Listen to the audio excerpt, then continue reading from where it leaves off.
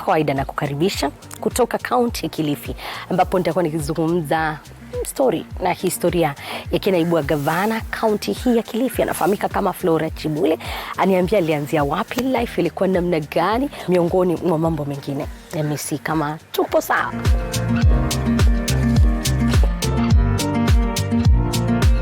Hi Wish. How are you? Happy to see you. Happy to see you. Umekuaje? Tuko salama. Unaendelea tu kung'ara. Unaendelea tu kung'ara. Kilifi mvua ipo. Joto kidogo. El Nino imewapata? El Nino bado. Mwanzo tusema ni El Nino ya joto ama ya mvua? Ni joto tu ndio imeongezeka. Joto limeongezeka. All right, that is very good. Huko ndio nyumbani? Asante pia. Jisikie Kilifi. Asante. Umekuaje?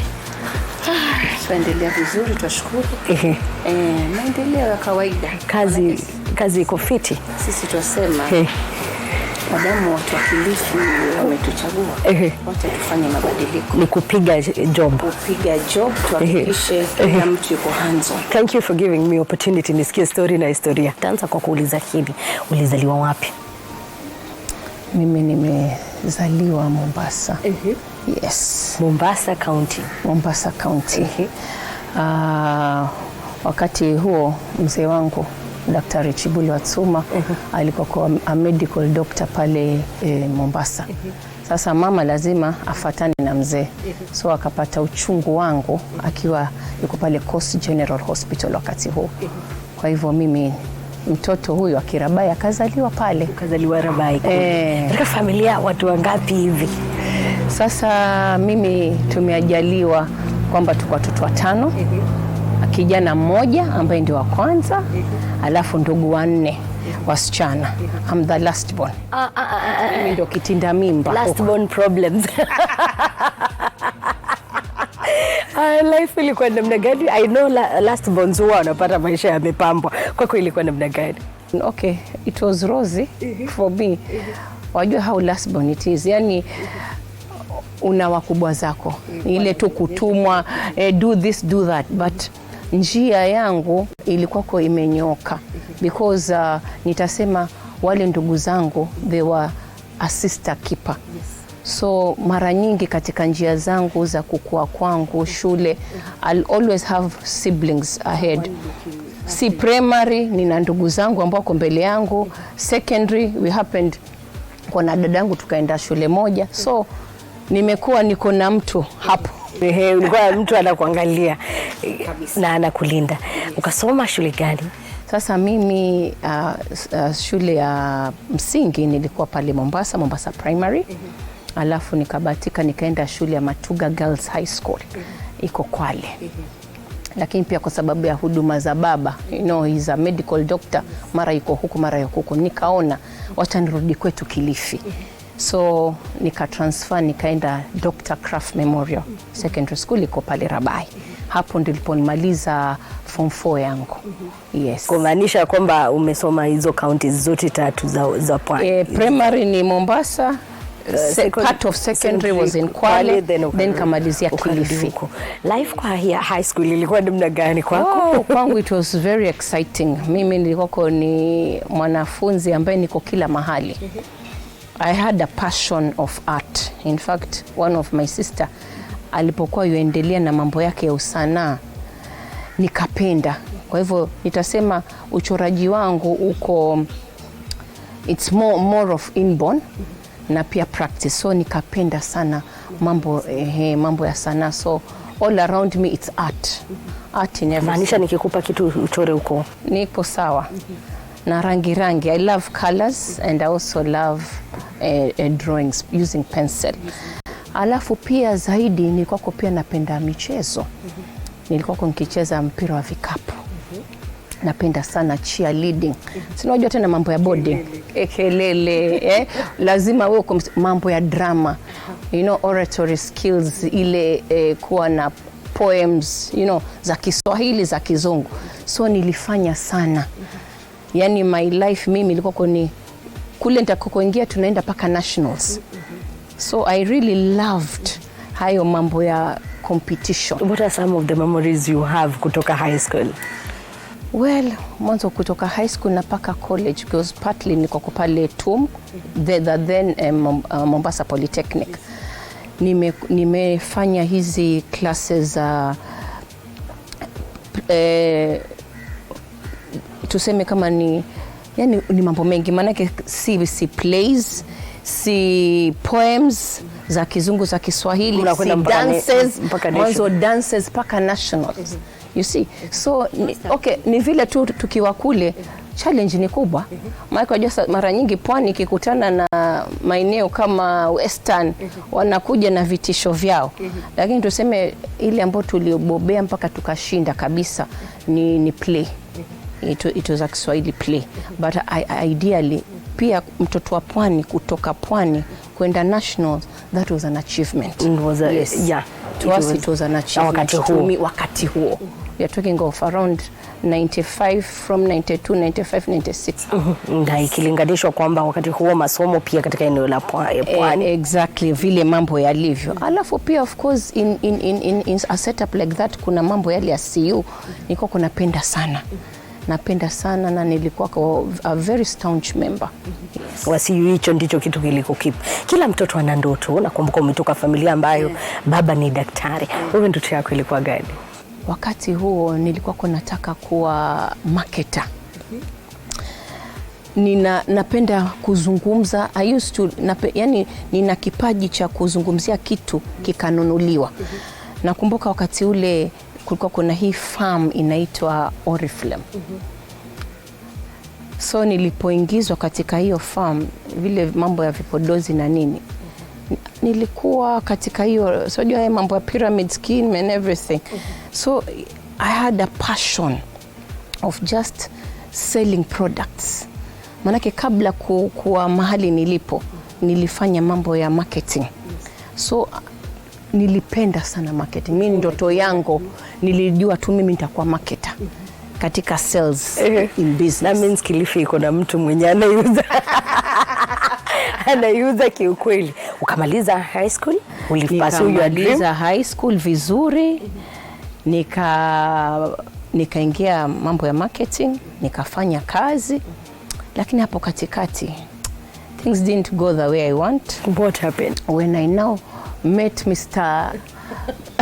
when I changed my name.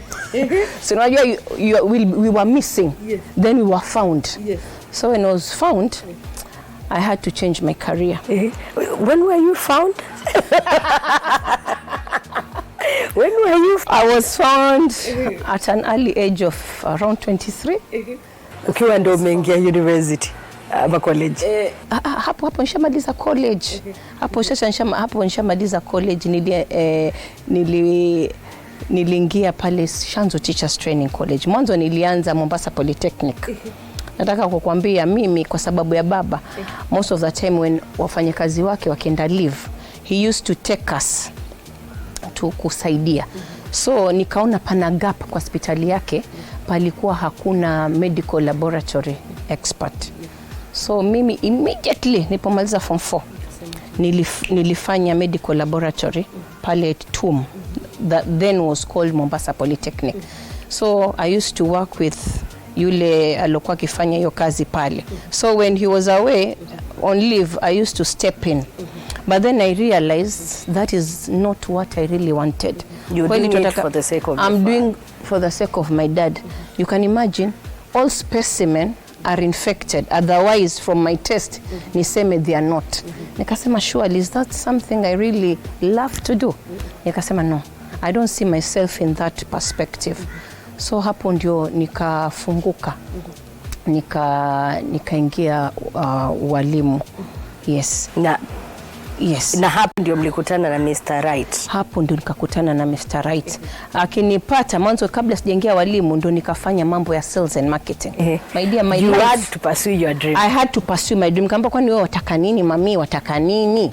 Kaambia mimi nataka mambo ya sales and marketing. Haya, nikafanya a diploma in sales and marketing and mwanzo sales management and marketing. Nikafanya na nikaanza kazi wakati huo ni nyingi. I remember back in the days, hii brand ya nywele inaitwa Dark and Lovely.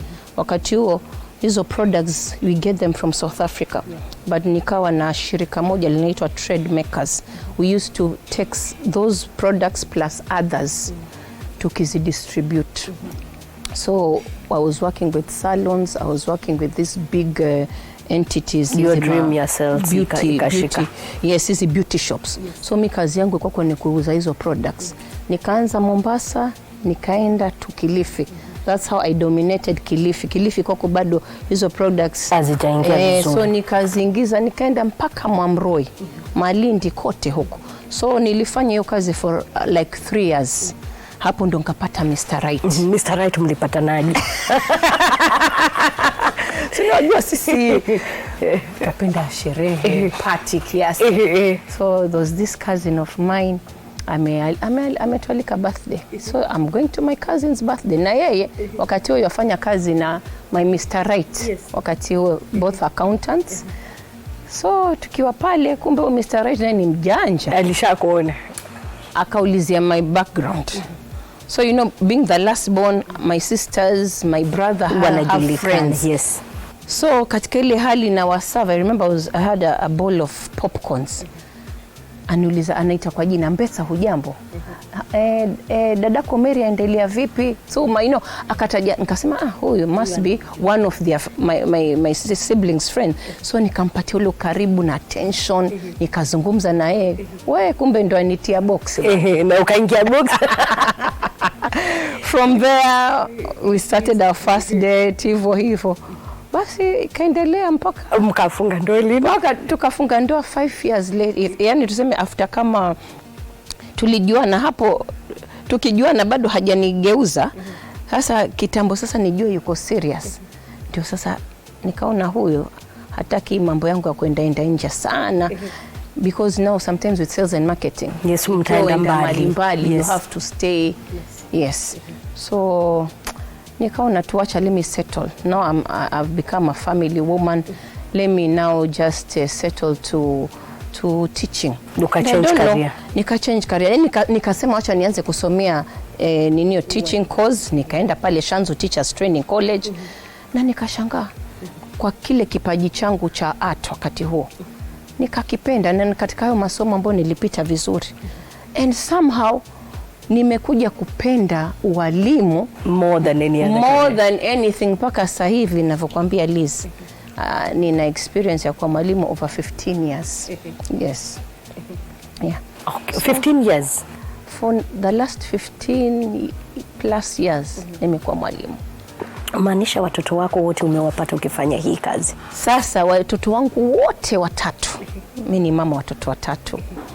Wote nina wasichana 2 na mvulana 1. Yes.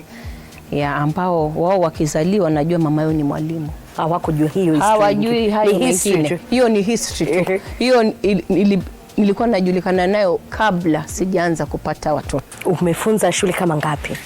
Nilianza shule yangu ya kwanza ilikuwa ni Ikra Academy. Alafu nikafanya hapo kama mwaka mmoja, nikaenda shule inaitwa JCC Education Complex ile ya Pastalai wakati huo. Nikafanya hapo kama 2 terms. From there nikapata hizi shule za private bado lakini zile corporate owned. Nikaingia shule inaitwa Oshol Academy Mombasa. So there I was there for 12 years. Oshol Academy. Oshol Academy Mombasa. 12 good years. 12 good years. Uliamulia wapi hii story ya siasa? Manake you loved so much teaching. What changed? Okay. So all my life nikiangalia kukua kwangu nimepewa leadership positions. Sometimes and you are not taking your juice. Saa zingine tunapuuza, tunasema prefect ni nini, but sometimes hizo ndo njia za kukufanya wewe uingie nguvu. Huo ndo msingi. Huo ndo msingi. Nikawa head girl nikiwa secondary. Yes. Alafu nikifanya my university sasa. Nilipomaliza tu Shanzu I enrolled kufanya my degree. Nilifanya MKU na kule nakumbuka wanafunzi wenzangu wanasema wewe mbona unakaa kama leadership?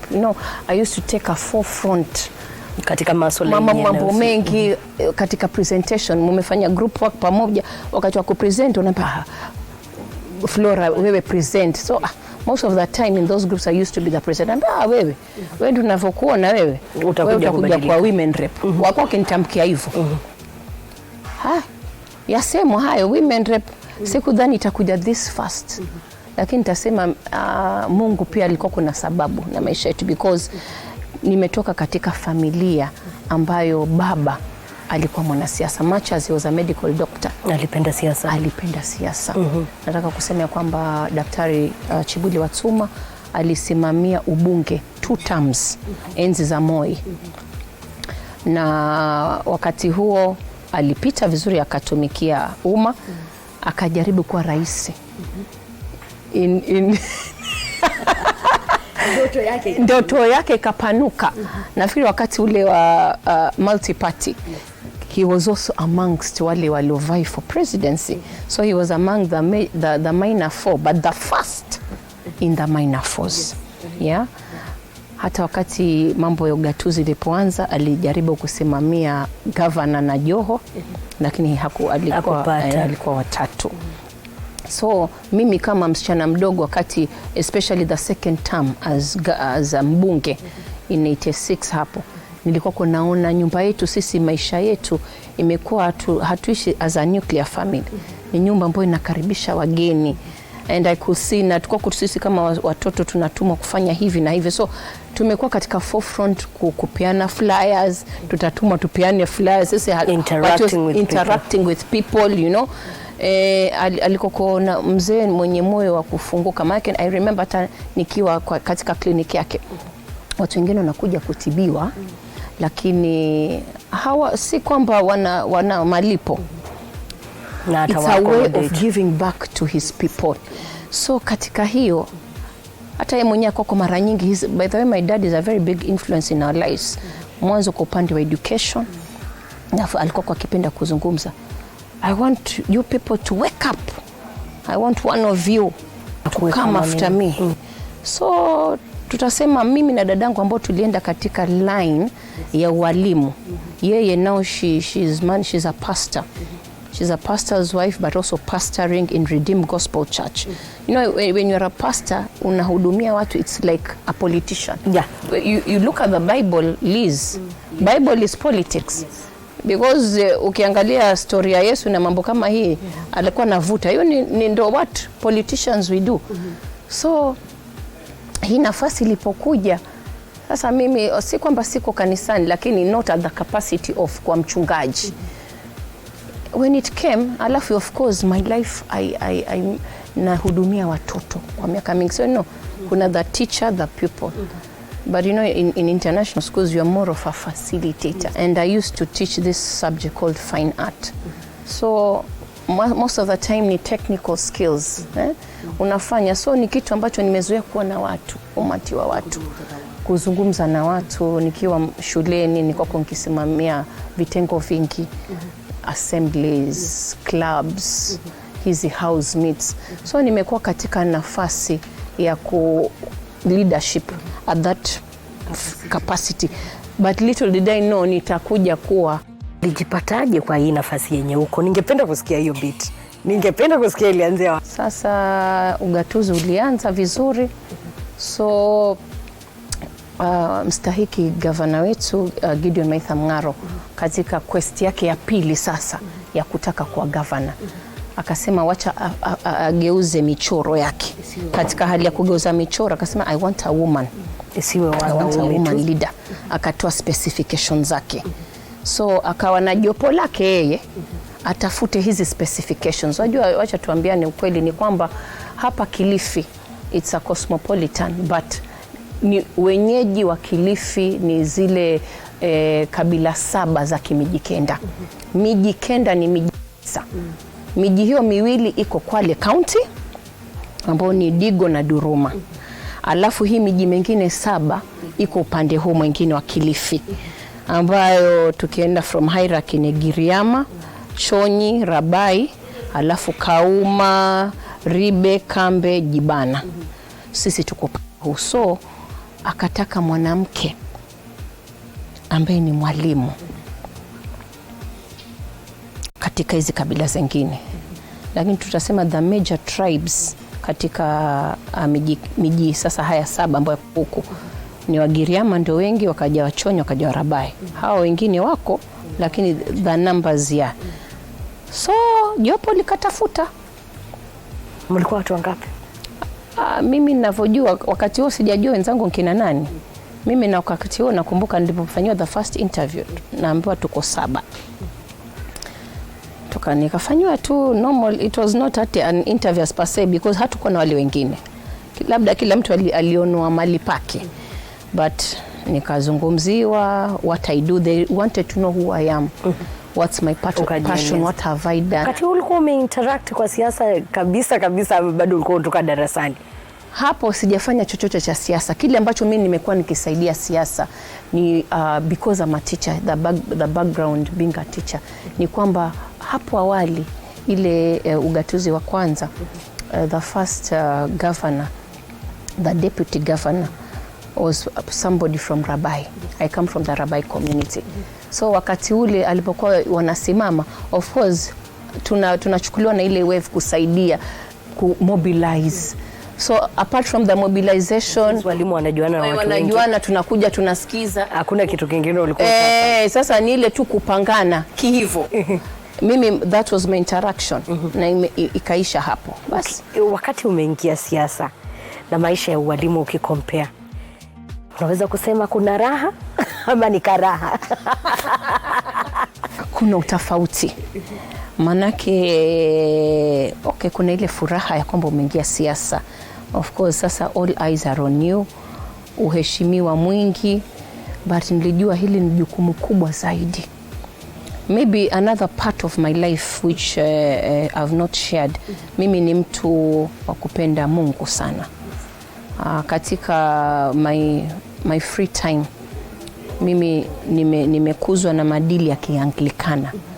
Nakumbuka tukiwa wadogo, mama yeye ni mtu wa kanisa kabisa, alituhamasisha tufanye mambo ya kanisa. So nilipoolewa nikapenda kuingia hii movement ya Mothers Union. So katika kile kitengo cha Mothers Union katika makanisa ya Kianglikana, nilikuwa napenda kufanya mambo ya kushirikiana pamoja na kina mama. So in church I used to be very active na projects za kina mama. You know how moms are. Kina mama wana vitu vingi, wana mambo mengi, kupamba kanisa, kufanya miradi hivi. Yeah, so katika being very active in those, pia hiyo ikanisaidia hata wakati huo, manake niko kwa hii kanisa hapa Mombasa inaitwa Emmanuel Church. Nakumbuka wakati huo Mheshimiwa Mbogo yuko MP pale. So inawe wananitumia wanasiasa katika zile walikuwa wanatembea kama wanapanga miradi. Miradi. So yale macho ya kwamba huyu mama ana move ya so pale Mombasa kukona nitumia kwa upande huu. Na ukiangalia hivyo akiko kwa kitu kigeni sana. Kuna vile ulikuwa umeelewa kidogo. Ulipata upinzani kutoka kwa familia katika swala hili la siasa? In fact, wacha nikwambie, my family are my number 1 supporters. Alafu mimi niseme kwa nini hii ni God given, because imagine mimi ni mama watoto 3, lakini wakati hii ilikuja wakati watoto wako boarding. My husband works in Nairobi, wakati anafanya Nairobi, so sikuwa na ile shida ya kwamba kuna mtu anapinga hivi. Anapingana na they supported me. Wamekuwa mstari mbele kukuunga mkono katika. Alafu mwanzo mzee aliposikia hiyo, amekuwa na furaha nyingi. Lakini asema yeye furaha yake kubwa ni if I become better than him. That's what he tells me. What he was. Yes. All right. Wakati sitakupata ukipiga siasa, nitakupata ukifanya nini? Your hobbies? Mimi napenda board games. Yes. Napenda kuimba sana na kudance. Hakika. Watu wa sherehe. Mimi yes, yani napenda sana, yani I love music, is therapeutic to me. I love music but I love slow music, gospel music. Yani mimi ni mtu mara nyingi manake like my Sundays, yes. I love worship. Utakupata pale umezama. Zaidi napenda kanisa, neno muhimu, lakini worship. Everyone needs to be prepared. Yes. Mtu yoyote anapokwenda kanisani akipata worship, hata ile mambo mengine yana flow. Na anasahau chenye kilikuwa kina. Yeah, because with now this position ina mambo mengi. Yes. Alafu pia I want to be a leader who identifies with everyone. Unajua mara nyingi watu husema tu, sijui ukweli kiasi gani, wakati mtafuta siasa, mtaenda makanisani, mtaenda msikitini, lakini mkiwa katika nafasi ni uongozi, wale wasahau kwenda kanisani. But mimi nasema they should also know. Kwa hivyo kukiwa na chochote cha county ambacho wananipatia nafasi na mambo ya kanisani upo pale. Alright. Haya maswali nitauliza ni one word answer. Na hakuda kusita. Which is your favorite color? I love maroon. Which is your favorite meal? Chapati. Your favorite age? 40. One decision you made and you regret? At the moment, my life is full of so many things. Mpaka saa zingine mimi ni mtu regrets sipendi kufocus. Yeah, because when you let me tell you something, Liz, when you focus on regrets, you don't progress. So mimi hata kama nimefanya mistake, of course sometimes I meet people nikasema sometimes ningefanya hivi. Unajua kuna watu they know how to kitu ambacho saa zingine na regret nitasema hata sasa sometimes I need to sijui kuomba. Unajua kuna watu wengine hawana haya. Waomba ile wazi bayana ile, mimi kidogo nina haya. Naomba pole pole. I want people to see that I am in need of this. So can you please join, can you kubaliana na mimi? Lakini sahi itabidi niwe ngangari. Sasa itabidi nataka. One thing you cannot do without? My perfumes. One thing I cannot miss in your house? My dear, you cannot, when you come to my house, you'll not miss scriptures. Your favorite person? My mom. Your role model? My dad. Thank you so much. Sasa kunipa nafasi kuzungumza nami, na najua kuna wanawake wenye wamekutazama hilo and they want to be like you. What is your advice? Muhimu, go for what you need or for what you want. Opportunities zikifunguka, you grab what you have. Usisikize zile sauti ya kwamba siwezi. The Bible says you can do all things through Christ who gives you the strength. So if you're focused to do something, go for it. Asante sana kunipa nafasi kusikia story na historia yako. You have a very lovely, interesting story. Hivi karibuni tutakuwa tukiiona moja kwa moja siku ya Alhamisi. I'll be back, nikuje tupike to dance na wewe kwa nyumba yako soon. Asante sana kuchagua kutegea TV47 Mfahamu Kiongozi. As usual, this is the home where you get to hear stories of various leaders wenye wamepiga hatua katika maisha. Manake majorly huwa unawaona tu kule nje, lakini walitoka wapi, walianzia wapi? Mimi ni Liz Matuko, kwa heri kwa sasa.